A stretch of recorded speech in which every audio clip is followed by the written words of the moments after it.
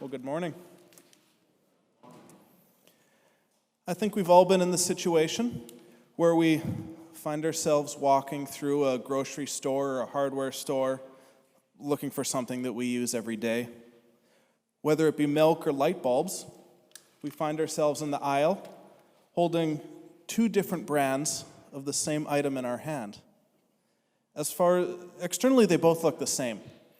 One is an off-brand, one is a brand we've heard of. And the only difference as far as you can tell is that one is cheaper than the other. Right? One doesn't cost quite as much. And so we think to ourselves, what could the difference really be? What could the difference be between light bulbs? And so we buy the cheaper one. It isn't until after we get home and we try to use it that we regret our choice. Although it looked the same on the outside, the box looked the same, we realized that what was on the inside was what truly mattered. It didn't function properly. And so it's true, the same is true with our Christian lives. What makes a good Christian? Is it simply going to church on Sundays? Or only volunteering at a shelter or a food shelf? Is it praying before meals with your family? Isaiah even gives a list of good works in the first reading.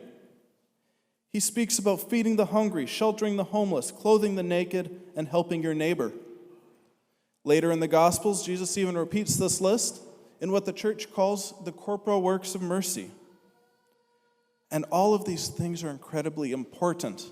If we're doing them, we should continue to do them. They please God, but we have to ask ourselves, why are we doing them? What's our motivation? We should be approaching these good works, these things, with a disposition of relationship, right? Getting in a deeper relationship with God and bringing others into that same relationship. And that's how we fulfill our call in today's gospel about being salt and light. Jesus said today, "Let your light shine before others, that they may see your good deeds, and glorify your heavenly Father." Jesus adds these two stipulations to this call about being light of the world. Helping others not only for the sake of helping them, but ultimately to lead them to get to know the person of Jesus. Mother Theresa is a modern-day exemplar of what it means to be a light in the world. She loved helping the poor. She would establish homes for the dying, soup kitchens, and she truly had a heart for the poor, for those less fortunate.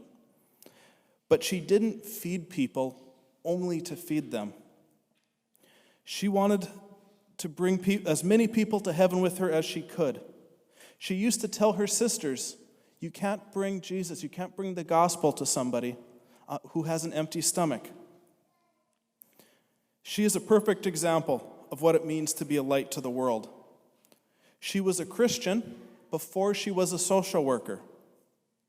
She wanted to make saints, not just fill stomachs. Her faith guided her actions rather than her actions guiding her faith. Your light must shine before others so that they may see your good deeds and glorify your heavenly Father. So the next time we're at a food shelf, we're feeding the hungry, clothing the naked, sheltering the homeless, consider your motivation. Why are you doing what you're doing? Are you being a light to the world like we're called to be? Do the people that you are helping know that you're a Catholic or even a Christian? If we lived in a world where everybody in the world is well-fed and had a roof over their heads, but nobody goes to heaven, that means we failed. We lost. Jesus is calling us to be a light, to be his light to the world. So how can we continue to make this happen?